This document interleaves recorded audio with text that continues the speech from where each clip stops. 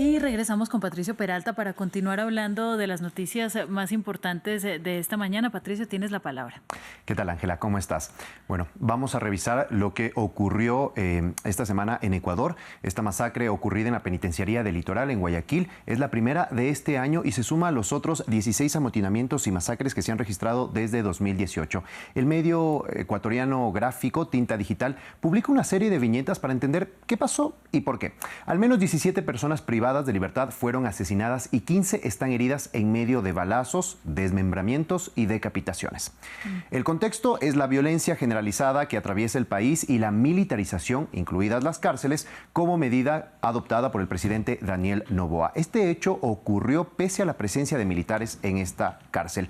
Esta masacre desempolva algunos problemas. Uno de ellos, que desde mayo los presos en Ecuador pasan hambre. La penitenciaría fue uno de los centros donde el servicio de alimentos se cortó porque el gobierno de Daniel Noboa no pagó, que derivaron en decenas de casos de desnutrición severa. Cuando se reactivó ya el servicio en el pabellón 3, donde ocurrió esta masacre, los presos tuvieron que pagar al menos $20 diarios por razones muy pequeñas de comida. Esto según las denuncias que han presentado las familias y que han recogido varios medios y periodistas. La masacre ocurre también cuando se da un quiebre de las treguas entre bandas que controlan parte de la ciudad de Guayaquil y el pabellón 3. Pese a que los presos alertaron de que se venía una masacre, como en todas las veces anteriores, no hubo ninguna respuesta ni acción preventiva por parte de las autoridades, teniendo en cuenta que los militares estaban dentro de la prisión. La militarización, dice el medio, no evitó esta masacre planificada y lo que ha hecho, más bien, dice, es incrementar casos de tortura, violencia sexual, ejecuciones extrajudiciales. Además del asesinato de varios presos, se suman los asesinatos de directores y directoras de las cárceles, funcionarios también, incluidos agentes de seguridad penitenciaria. El medio cierra recordando que de 2018 a 2024, 750 presos han sido asesinados. Solo en 2024, 72 presos murieron. Como quien dice, tenemos hambre, militaricemos. Así es. Bueno, y no hay solución. Un sinsentido, además una violencia producto del narcotráfico que ahora también pone en peligro a los jaguares en la región. Hablemos de este tema.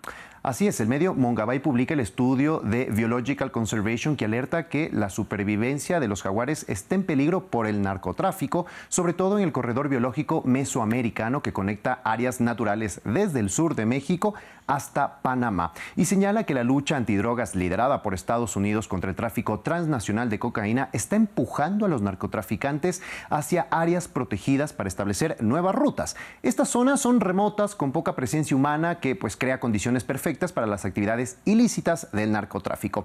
Así explica el estudio. Además, dice que se estima que entre el 15 y el 30% de la deforestación de este corredor se debe a las actividades del narco, porque tienen que crear autopistas, pues sus laboratorios, etcétera. Mientras que el 69% de la población estimada de jaguares en este corredor habita precisamente las zonas de interés para los narcotraficantes.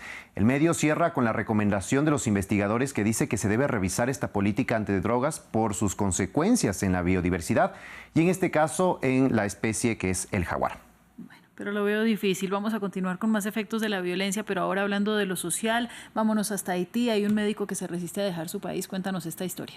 Así es, el medio The Guardian presenta la historia de Jean-William Ville-Pape, que dirige servicios gratuitos de salud en la isla y dice que las necesidades de la gente no pueden esperar a que termine la guerra de pandillas. Y lo dice pese a que su hijo fue secuestrado durante meses. Pagó 5 rescates y se reunió 11 veces sin éxito con sus secuestradores. Fue la presión finalmente de la ciudadanía la que le permitió su liberación y cuenta que su hijo no tiene rencor contra ellos porque dice que eran jóvenes de 16, 15, 17 años que no quieren estar inmersos en estas pandillas, pero que son empujados pues a esta vida por la falta de oportunidades y por el caos y la violencia que existe en este momento. A ello se suma que su personal médico también ha sido secuestrado con regularidad. Por ello, dice el medio, el 63% de su personal ha tenido que abandonar sus hogares por la violencia y cerca del 70% ha tenido que huir del país.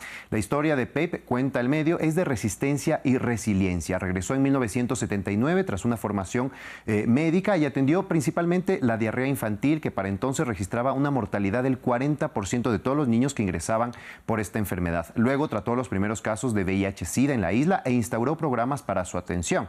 A esto se suman otros programas y proyectos que tiene planificado todavía este médico, aunque agradece la colaboración internacional, cree que para encontrar una una solución para esta situación que atraviesa pues su país debe ser una solución haitiana. Eso es lo que dice el médico y menciona que la esperanza es lo único que les queda.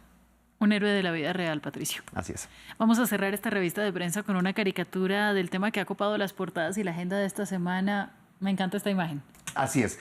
Tenemos pues aquí una liga de villanos precisamente en referencia a los nombramientos de los funcionarios de Donald Trump. Podemos ver algunos de ellos. Está el Joker, está el payaso maldito, It, el ojo de Sauron, Darth Vader, el innombrable también, Voldemort. No sabemos quién será el innombrable en este gabinete ministerial. Pero bueno, esto es un poco lo que ha dejado también las caricaturas luego de esta semana llena de polémicas y cuestionadas designaciones en el gabinete de Trump. Personajes en algunos casos sin experiencia, en otros casos muy polémicos como el nominado para salud, que es un antivacunas. Pero bueno, al final, coherencia entre lo que dijo en campaña y lo que está haciendo como presidente. Así es, y aterradores, como nos deja esta caricatura. Muchísimas gracias, Patricio, y feliz fin de semana. A ti, Ángela, ya nos vemos.